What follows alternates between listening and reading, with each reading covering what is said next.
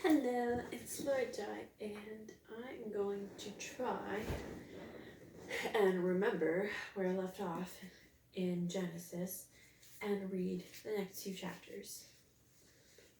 So, definitely not 40.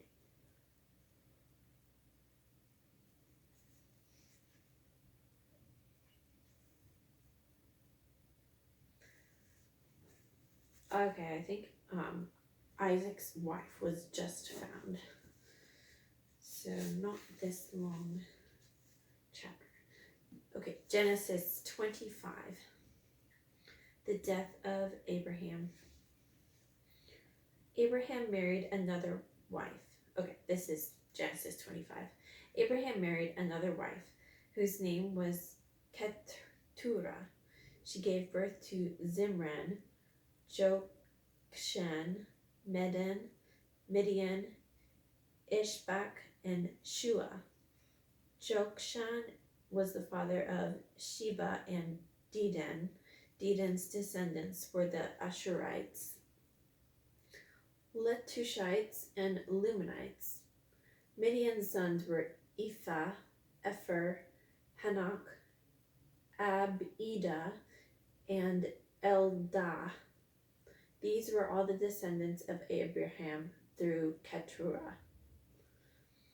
Abraham gave everything he owned to his son Isaac, but before he died, he gave gifts to the sons of his concubines and sent them off to a land in the east away from Isaac. Abraham lived for 175 years, and he died at a ripe old age, having lived a long and satisfying life. He breathed his last and joined his ancestors in death. His sons Isaac and Ishmael buried him in the cave of Machpelah near Mamre, in the field of Ephron, son of Zohar the Hittite. This was the field Abraham had purchased from the Hittites and where he had buried his wife Sarah. After Abraham's death, God blessed his son Isaac, who settled near Beer-lahai Roi in the Negev. This is the account of the family of Ishmael, the son of Abraham through Hagar, Sarah's Egyptian servant. Here is the list by their names and clans. Ishmael's descendants. The oldest was Nebaioth, followed by Kedar, Adbeel, Mibsam, Mishma, Duma, Massa, Hadad, Tema, Jetur, Naphish, and Kedmah. These 12 sons of Ishmael became the founders of 12 tribes named after them, listed according to the places they settled and camped. Ishmael lived for 137 years, and he breathed his last and joined his ancestors in death. Ishmael's descendants occupied the region of Havilah to Shur, which is east of Egypt in the direction of Ashur. There they lived in open hostility toward all their relatives. Okay, this is the account of the family of Isaac, the son of Abraham. When Isaac was 40 years old, he married Rebekah, the daughter of Bethuel and Aramean, from Pada Aram, the sister of Laban and the Aramean. Isaac pleaded with the Lord on behalf of his wife because she was unable to have children. The Lord answered Isaac's prayer, and Rebekah became pregnant with twins. But the two children struggled with each other in her womb. She went to ask the Lord about it. "Why is this happening to me?" she asked. And the Lord told her, "The sons in your womb will become two nations. From the very beginning, the two nations will be rivals. One nation will be stronger than the other, and the older will serve the younger son." And when the time came to give birth, Rebekah discovered that she did indeed have twins. The first was The first one was very red at birth and covered with thick hair like a fur coat, so they named him Esau. Then the other twin was born with his hand grasping Esau's heel, so they named him Jacob. Isaac was 60 years old when the twins were born. As the boys grew up, Esau became a skillful hunter. He was an outdoorsman, but Jacob had a quiet temperament.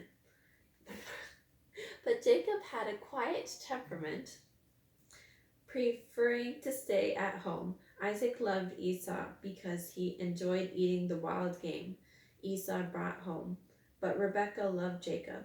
One day when Jacob was cooking some stew, Esau arrived home from the wilderness, exhausted and hungry. Esau said to Jacob, "I'm starved. Give me some of that red stew." This is how Esau got his other name, Edom, which means red. "All right," Jacob replied, "but trade me your rights as the firstborn son." "Look, I'm dying of starvation," said Esau. "What good is my birthright to me now?" But Jacob said, "First you must swear by your birth that your birthright is mine." So Esau swore an oath, thereby selling all his rights as the firstborn to his brother, Jacob. Then Jacob gave Esau some bread and lentil stew. Esau ate the meal and got up and left. He showed contempt for his rights as the firstborn. 26. Genesis 26. A severe famine now struck the land and happened before as had happened before. Okay, let me start over. A severe famine now struck the land, and as had happened before in Abraham's time. So Isaac moved to Gerar, where Abimelech, king of the Philistines, lived. The Lord appeared to Isaac and said, "Do not go down to Egypt, but do as I tell you to.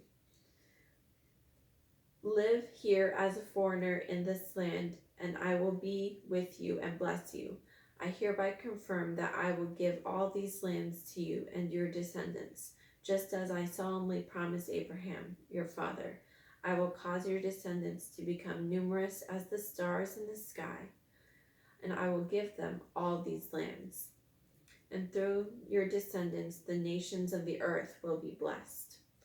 I will do this because Abraham listened to me and obeyed all of my requirements, commands, decrees, and instructions."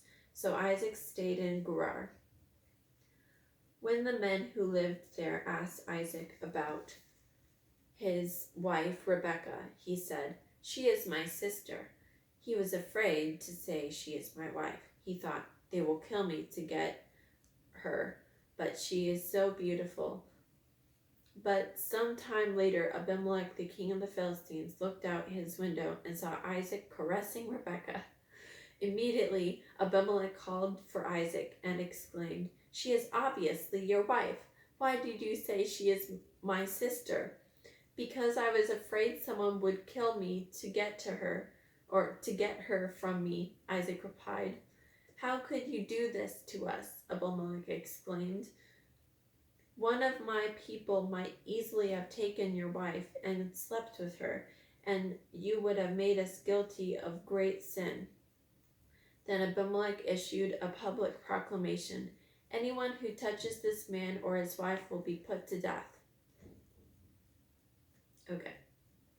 When Isaac planted his crops that year, he harvested 100 times more grain than he planted, for the Lord blessed him. He became a very rich man, and his wealth continued to grow. He acquired many flocks of sheep and goats, herds of cattle, servants that the Philistines became jealous of him. So the Philistines filled up all Isaac's wells with dirt. These were the wells that had been dug by the servants of his father Abraham. Finally, Abimelech ordered Isaac to leave the country. "Go somewhere else," he said, "for you have become too powerful for us." So Isaac moved away to the Gerar Valley, where he set up their tents and settled down. He reopened his wells, his father had dug, which the Philistines filled in after Abraham's death. Isaac also restored the names Abraham had given them. Isaac's servants also dug in the Gerar Valley, and discovered a well of fresh water. But the shepherds from Gerar came and claimed the spring. "This is our water," they named the well Esek, which means argument. Isaac's men then dug another well, but again there was a dispute over it. So Isaac named it Sitnah, which means hostility. Abandoning that one, Isaac moved on and dug another well. This time there was no dispute over it, so Isaac named the place Rehoboth, which means open space. For he said, "At last the Lord has created enough space for us to prosper in this land."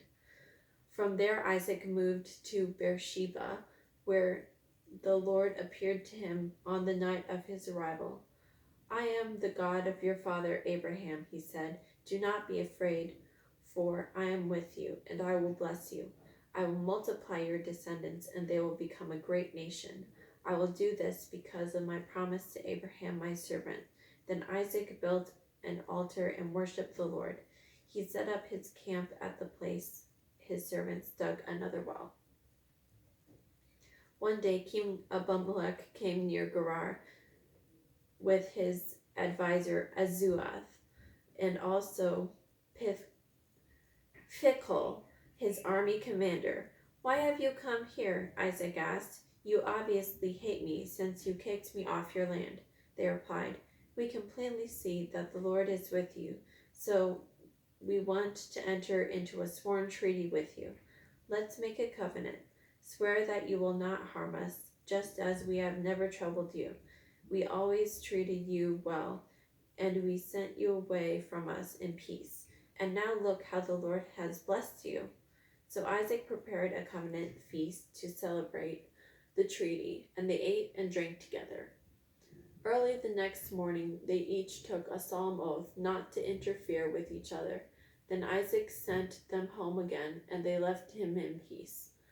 That very day, Isaac's servants came and told him about a new well they had dug. "We found water," they exclaimed. So Isaac named the well Sheba, which means oath. And to this day, the town grew up there is called Beersheba, which means well of the oath.